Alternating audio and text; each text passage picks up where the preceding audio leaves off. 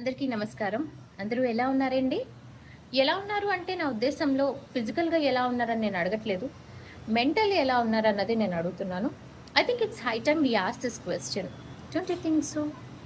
రీసెంట్‌గా అయిన చల్లపల్లి ఇన్సిడెంటే ఒక ఉదాహరణ. మన మెంటల్ హెల్త్ ఎంత ఇంపార్టెంట్ అన్నది గుర్తు చేసే దుర్ఘటన అది. అలాంటివి జరగకూడదని మనస్ఫూర్తిగా కోరుకుంటున్నానండి. బికాజ్ చాలా బాధగా అనిపించింది.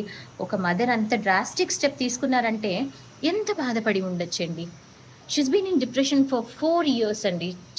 చిన్న విషయం కాదది. Kindly understand one thing. Women be it housewife, I mean a homemaker or a working professional, try to understand her patterns or hormonal changes during premenstrual syndrome అవ్వచ్చు, ఐ మీన్ డ్యూరింగ్ పీరియడ్స్ అవ్వచ్చు, during pregnancy అవ్వచ్చు, post partum depression another serious cause of concern, and menopause టైంలో అవ్వచ్చు. Try to understand the hormonal changes and try to be supportive and empathetic rather than criticizing her and calling her sensitive or whatever.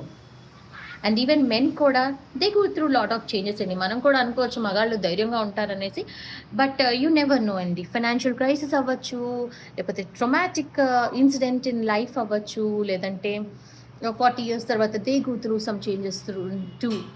So depression is not just specific to women or men, or for that reason it's not specific to any age group. So try to see the red flags and immediately act on them.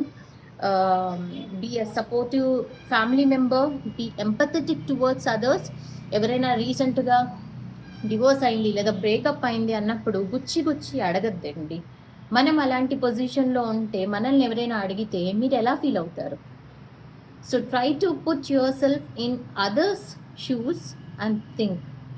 మనం అనేది చిన్న comment అవ్వచ్చు, but వాళ్ళకి చాలా గట్టిగా తగులుతుంది. It can even impact their mental health. So please don't be responsible for somebody else's mental distress. Okay, ఈరోజు నేను రాసిన కవిత మీకు చదువుతాను. శీర్షిక ఏంటన్నది లాస్ట్లో మీకే అర్థమవుతుంది. నా బుడి అడుగులు చూసి మురిసిన నువ్వు నా చెయ్యి పట్టుకొని పట్టాల వైపు నడిపిస్తుంటే, నా మొదటి అడుగు చివరి అడుగు అమ్మతోనే, అమ్మ కోసమే అనిపించింది. భూమి మీద తొలి కిరణం తగిలినప్పుడు కెవ్వుమన్న నేను నీ ఒడిలో సేద తీరాను. కానీ అదే ఒడిలో నా చివరి శ్వాస విడుస్తానని ఊహించలేదు అమ్మా. ఇంటికొచ్చాక వెతికేది నిన్నే, ఆకలి వేస్తే అమృతం అయ్యేను నీ గోరుముద్ద, అలసటకు ఆట విడుపు నీ పలకరింపు. ఒంటరితనం నిన్ను అలుముకున్నప్పుడు, ప్రేమే కరువైంది అని నువ్వు నమ్మినప్పుడు కనిపించలేదా నా మమకారం? వినిపించలేదా అమ్మా అమ్మా అనే అమృతగానం? నీ నిరాశ ముందు నా ప్రేమ స్పర్శ ఓడిపోయిందా అమ్మా? ఆనాడు దశరథుడి మాటకై అడవులకేగాడు రాముడు. ఈనాడు కౌసల్య మాటకై యమపాసానికి స్వాగతం పలికారు నీ బిడ్డలు. నువ్వు అడిగితే ప్రాణాలు కూడా లెక్క చేయని పిల్లలు నీకుండగా నీకేలా ఈ నిస్పృహ?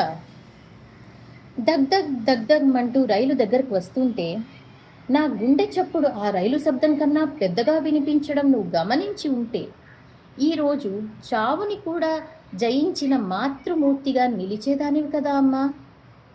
నీ కడుపులో పడ్డ కణాన్ని కాపాడుకొని ఊపిరి పోసి నీ కంటి పాపలా చూసుకున్నావు.